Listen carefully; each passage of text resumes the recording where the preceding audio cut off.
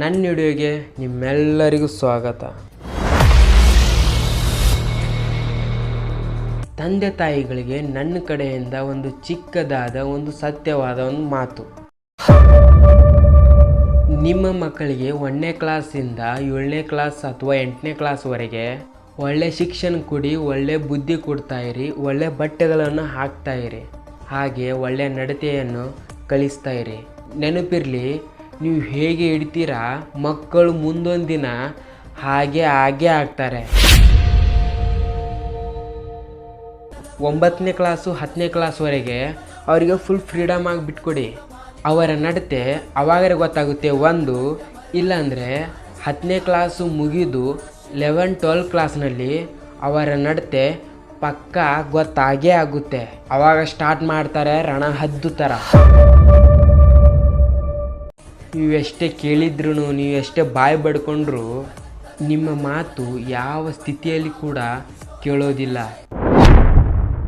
ಕೆಟ್ಟವ್ರ ಜೊತೆ ಫ್ರೆಂಡ್ಶಿಪ್ ಮಾಡಿಕೊಂಡು Vimal, gutka, drinks, rowdyism ಎಲ್ಲನೂ ಸ್ಟಾರ್ಟ್ ಮಾಡ್ತಾರೆ. ಹೆತ್ತ ತಂದೆ ತಾಯಿಗೆ ಹಣ ಕೊಟ್ಟಿಲ್ಲ ಕಾರಣಕ್ಕೆ ಮಾಡಿ ಬಿಸಾಕ್ತಾರೆ. ನೆನಪಿರಲಿ, ಮಕ್ಕಳು ಈ ಥರ ಆಗೋಕ್ಕೆ ಕಾರಣ ನೀವೇ ತಂದೆ ತಾಯಿಗಳು. ಒಂದಿನ ಆದರೂ ಅವ್ರ ಹತ್ತಿರ ಹೋಗಿ 1 ಗಂಟೆ ಇಲ್ಲಾದರೂ ಅರ್ಧ ಗಂಟೆ ಆದರೂ ಕೂತ್ಕೊಂಡು ಅವರ ಮನಸ್ಸಿನಲ್ಲಿರುವ ನೋವು, ಮುಂದೆ ಯಾವ ಗುರಿ ಇಟ್ಕೊಂಡಾರೆ ಅಂತ ಕೇಳ್ತೀರಾ? ಇಲ್ಲ, ಚಾನ್ಸೇ ಇಲ್ಲ. ಇವಾಗಾದರೂ ಕಲಿಯುಗದಲ್ಲಿ ಕೇಳೋರು ದಿಕ್ಕೇ ಇಲ್ಲ. ಕೇಳಿ, ಸ್ಕೂಲ್ ಬಿಟ್ಟಾಗ ರಾತ್ರಿ ವೇಳೆ ಅವರ ಪಕ್ಕದಲ್ಲಿ ಕೂತ್ಕೊಂಡು ಅರ್ಧ ಗಂಟೆ ಆದರೂ ಸ್ಕೂಲ್ನಲ್ಲಿ ಏನು ಹೇಳಿದ್ರು ಕೇಳಿ, ನಾರ್ಮಲಾಗಿ ಕೇಳಿ. ಮತ್ತು ಒಬ್ಬೊಬ್ಬರ ಮನೆಯಲ್ಲಿ ಮಕ್ಕಳನ್ನು ತುಂಬ ಸ್ಟ್ರಿಕ್ಟ್ ಮಾಡ್ತೀರಾ. ಬೇಡ, ಆ ಥರ ಮಾಡಬೇಡಿ. ನಿನಗೇನು ಬೇಕು ಹೇಳು, ನಾನು ಕೊಡ್ತೀನಿ, ಧೈರ್ಯವಾಗಿರು, ನಿನ್ನ ಜೊತೆ ನಾನು ಇರ್ತೀನಿ. ಈ ಥರ ನೀವು ಹೇಳಿದರೆ ಮಕ್ಕಳು ಟಾಫಾಗಿ ಯೋಚನೆ ಮಾಡ್ತಾರೆ, ಮುಂದೊಂದು ದಿನ ನಾನು ಒಬ್ಬ ದೊಡ್ಡ ಸಾಧಕನ ಆಗಬೇಕು ಅಂತ.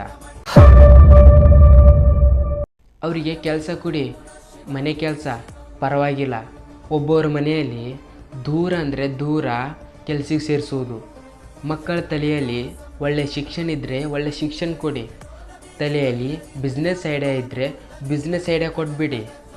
ಅವರಿಗೆ ಯಾವ್ದು ಇಷ್ಟ ಆಗುತ್ತೋ ಅದನ್ನು ಮಾಡೋಕ್ಕೆ ಬಿಟ್ಟುಬಿಡಿ.